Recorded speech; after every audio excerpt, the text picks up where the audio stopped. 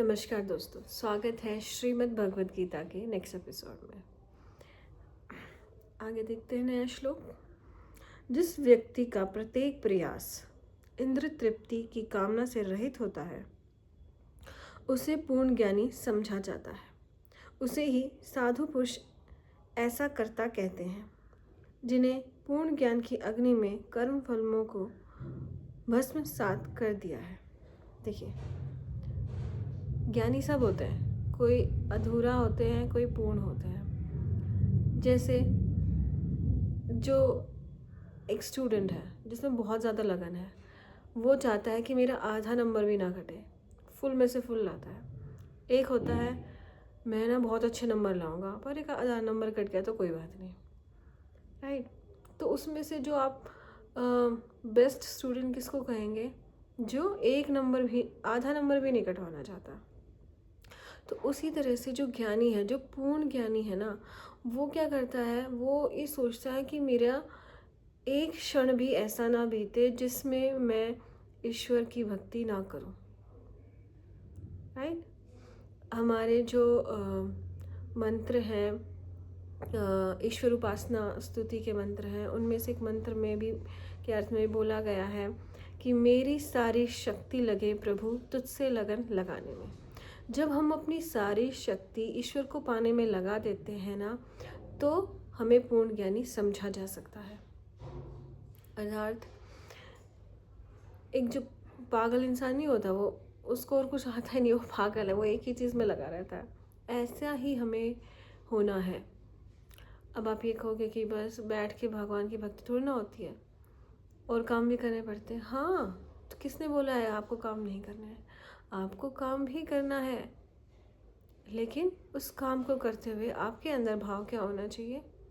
ईश्वर का भाव होना चाहिए। ईश्वर के ऊपर समर्पित होने का भाव होना चाहिए। मतलब आपकी कोई इच्छाएं नहीं होनी चाहिए, आपके संकल्प होने चाहिए। संकल्प और इच्छा में बहुत बड़ा अंतर हो जाता है।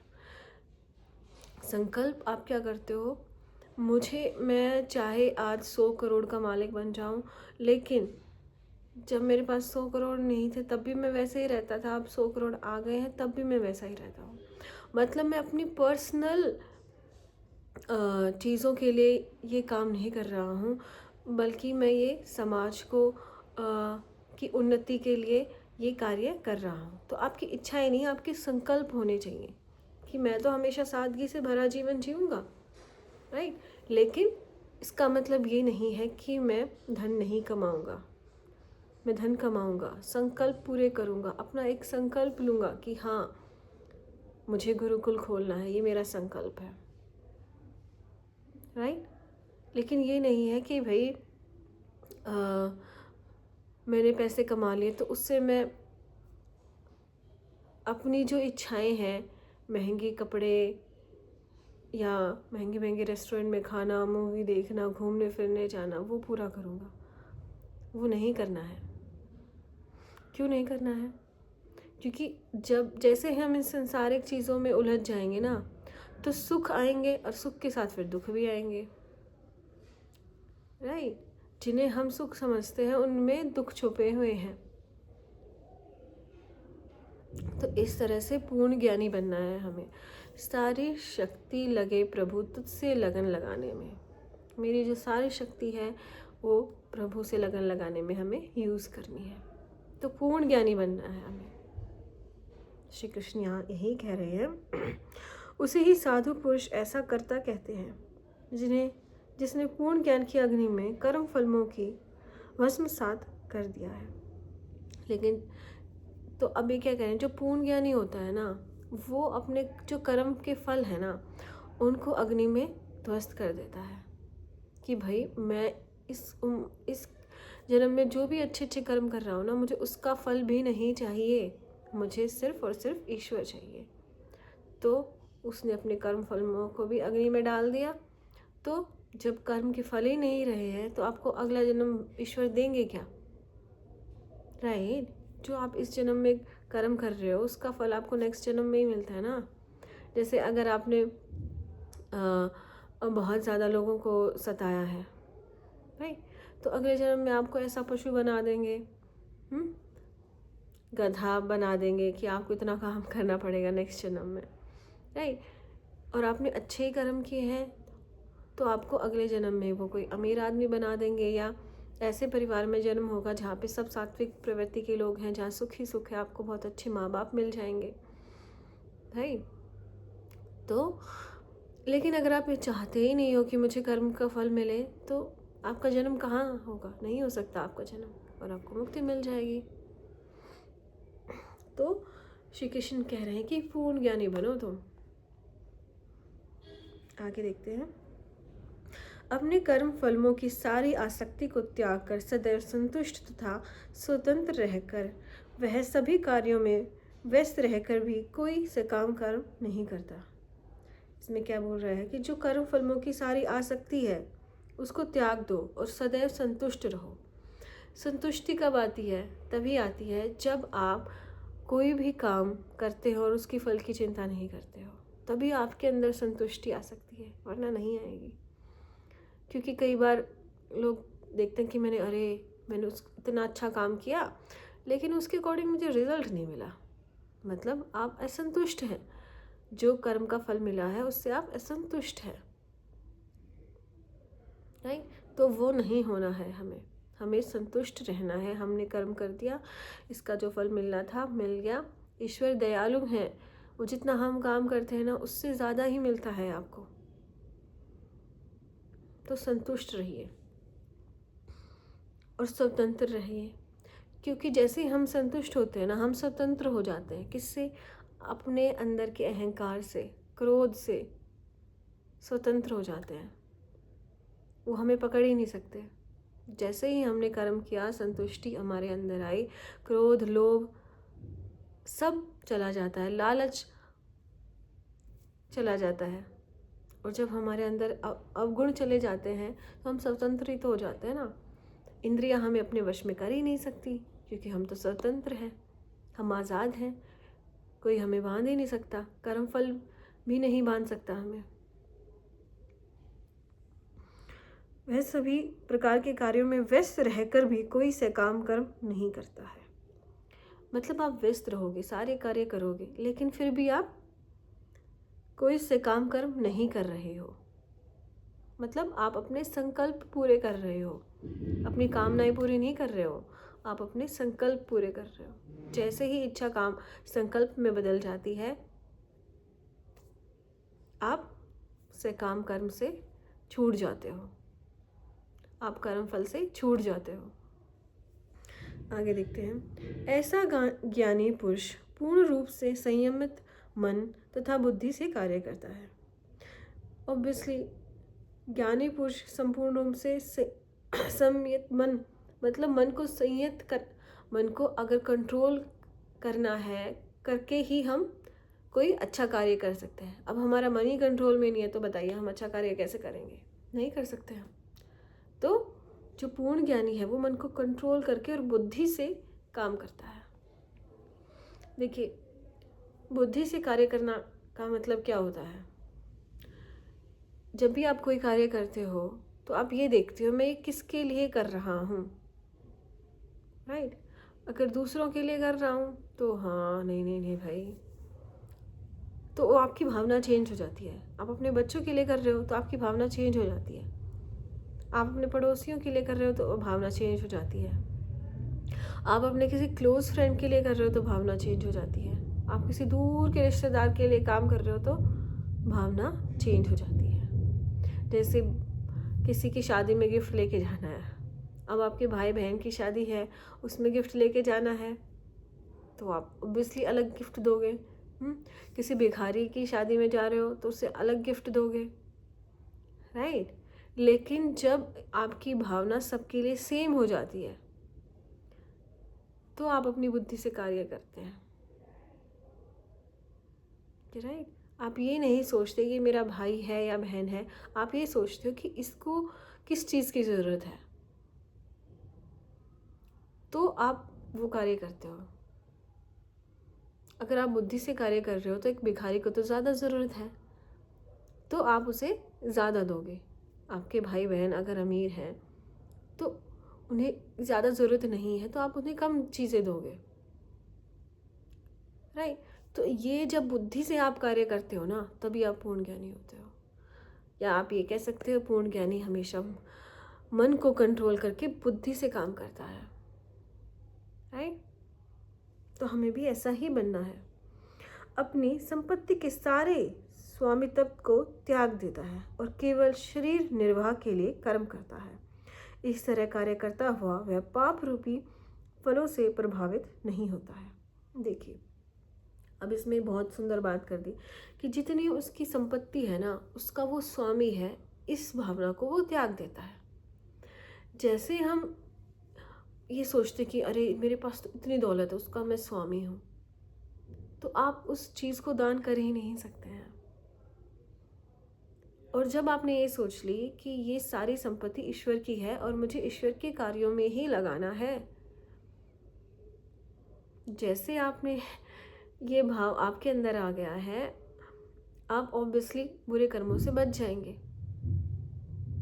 और अपने जो संपत्ति है उसमें से आपको क्या करना है, जीवन निर्वाह के लिए ही चीज़ों को रखना है। जैसे रतन टाटा जी थे, वो बहुत ही सिंपल लाइफ जीते थे। जितना जीवन निर्वाह के लिए उन्हें चाहिए था उतना देते थे और सब वो और कार्यों में लगा देते थे, दान भी बहुत देते थे। राइट।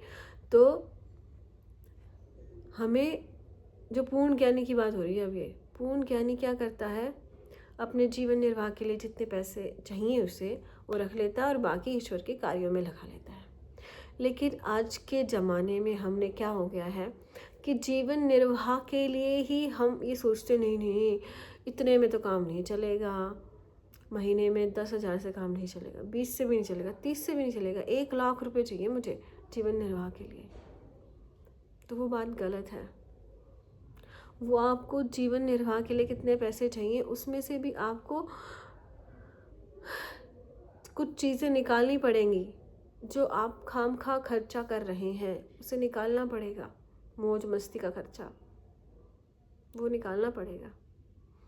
यहाँ पे ये बहाना नहीं हो सकता कि नहीं सर हमारे तो खर्चे इतने हैं, कुछ बचता ही नहीं, तो खर्चों को कम करना पड़ेगा। कैसे? सिंपल लाइफ, सुखी जीवन जीना पड़ेगा आपको, सिंपल जीवन जीना पड़ेगा। ठीक है। आगे क्या कह रहे हैं, इस तरह कार्य करता हुआ वह पाप रूपी फलों से प्रभावित नहीं होता है। ऑब्वियसली जब वो ये सब चीज़ें करेगा तो वो पाप कर्मों में फंसे ही नहीं सकता है। बताइए, अगर एक इंसान है, उसने अपनी सारी संपत्ति है, उसकी स्वामित्व को त्याग दिया, तो वो दिखावा करने के लिए खर्चा कर ही नहीं सकता। वो ये सोचेगा अरे नहीं, मुझे अपने दिखावे के लिए तो संपत्ति है ही नहीं मेरे पास तो अपने जीवन निर्वाह करने की संपत्ति है। उसके अलावा जो संपत्ति है वो तो ईश्वर की है। मैं ईश्वर की संपत्ति को दिखावे के लिए कैसे करूं, शो ऑफ के लिए कैसे खर्च करूं? नहीं कर सकता। राइट। तो ये भावना आती है तो हम पाप कर्मों से ऑब्वियसली हट जाते हैं, हम पाप कर्म कर ही नहीं सकते हैं। नेक्स्ट देखते हैं। जो स्वतः होने वाले लाभ से संतुष्ट रहता है, जो द्वंद्व से मुक्त है और ईर्ष्या नहीं करता, जो सफलता और असफलता दोनों में स्थिर रहता है, वह कर्म करता हुआ भी कभी बंधता नहीं है। यस। अब इनमें क्या बोला कि जो स्वतः होने वाले लाभ से संतुष्ट रहता है, मतलब जो ईश्वर ने उसको लाभ दे दिया, ठीक है, उसी से संतुष्ट है। जो द्वंद्व से मुक्त है, द्वंद्व का यहाँ क्या मतलब है कि जब हमारे मन में ये बात आ जाती है ये मैं करूँ या नहीं करूँ, उससे मुक्त हो जाता है। उससे मुक्त कैसे होते हैं? जब भी कोई कार्य आता है उसको हम ये बुद्धि से काम लेते हैं कि ये काम सही है तो ही मुझे करना है, चाहे इस पक्ष और उस पक्ष में कोई भी बैठा हो, मुझे हमेशा सही ही कार्य करना है। तो द्वंद्व से हम अपने आप मुक्त हो जाते हैं। द्वंद्व कब आते हैं? जब हमारे मन में लालच आता है, अरे ये काम करूँगी तो मेरा बहुत नुकसान हो जाएगा, अगर ऐसा करूँगी तो लाभ हो जाएगा नुकसान की जगह, तो ऐसा कर लेती हूँ। तो ये द्वंद्व जो है ये तब मुक्ति हो जाएगी जब बुद्धि से काम लेंगे कि मुझे हर परिस्थिति में सही ही कार्य करना है। तो द्वंद्व खत्म, बुद्धि से काम लेना है, मन को कंट्रोल करके बुद्धि से काम लेना है बस। तो द्वंद्व खत्म। और ईर्ष्या नहीं करता है। ईर्ष्या कब आती है? जब आपके अंदर किसी के प्रति द्वेष होता है, आपका मन साफ नहीं होता, तभी आप किसी से ईर्ष्या कर सकते हो। क्योंकि देखिए ईश्वर ने इतना सुंदर एक चीज़ बनाई है कि मुक्ति सबको मिल सकती है, राइट। जैसे कोई भी कंपटीशन करते हैं तो फर्स्ट एक ही आता है, तो हमें ईर्ष्या हो जाती है, अरे वो फर्स्ट आ गया, हम नहीं आ सकते। लेकिन मुक्ति एक ऐसी चीज़ है, मोक्ष एक ऐसी चीज़ है जो सबको मिल सकती है, सबको। तो सोचिए हम ईर्ष्या किससे करें? ईर्ष्या तो तब होगी ना तो उसको तो मुक्ति मिल जाएगी, मुझे नहीं मिलेगी। क्योंकि मोक्ष पाने के भाई 100 लोगों को ही मोक्ष पा सकते हैं, 1 साल में 100 लोगों को ही मुक्ति मिल सकती है, ऐसा तो कुछ है ही नहीं। तो हमें हमारे अंदर ईर्ष्या आनी ही नहीं चाहिए। हमारा तो एक ही संकल्प, एक ही लक्ष्य है ना कि मोक्ष चाहिए और वो सबको मिल सकता है।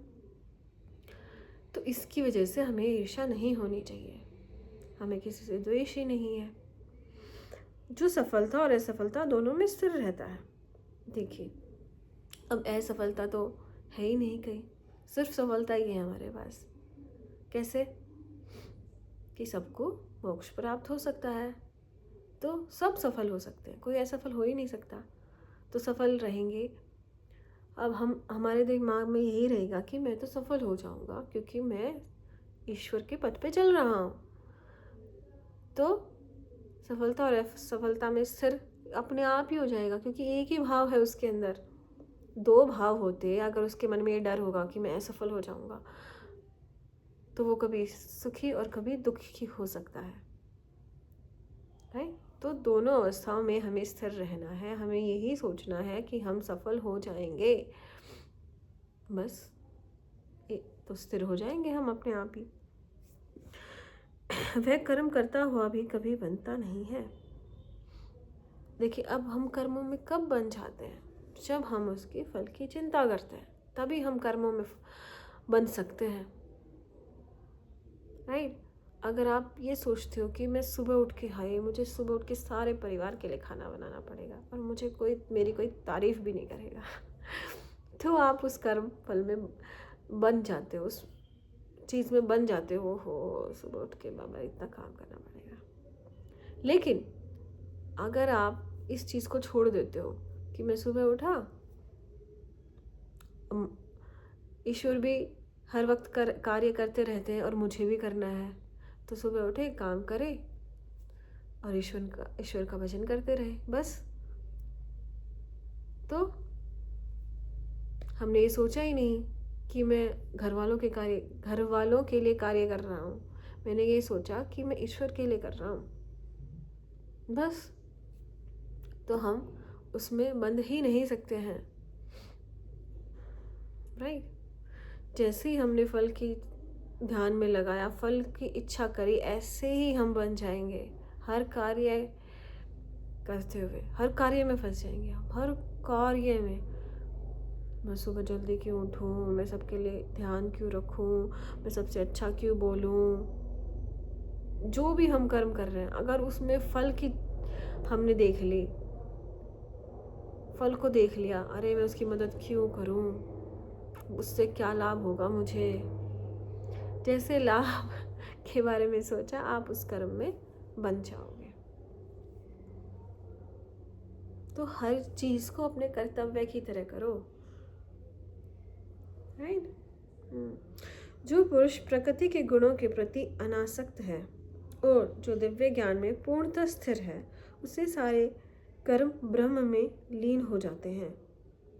देखा, अब यही बात हो गई कि जो भी जितने भी कार्य हैं सब ब्रह्म में लीन हो जाते हैं, कि भाई कार्य करते हुए ईश्वर के प्रति आप हो जाते हो। अब देखिए आप सुबह उठ के ईश्वर की पूजा करते हो, काम तो कर रहे हो ना भाई, उनकी आरती करना, या फिर हवन करना, उसमें भी तो एनर्जी लग रही है ना, हवन करने में भी तो, लेकिन वहाँ पे आपको ये चीज़ फील नहीं होती कि मैं कुछ काम कर रहा हूँ, अरे मैं तो पूजा कर रहा हूँ ना भाई।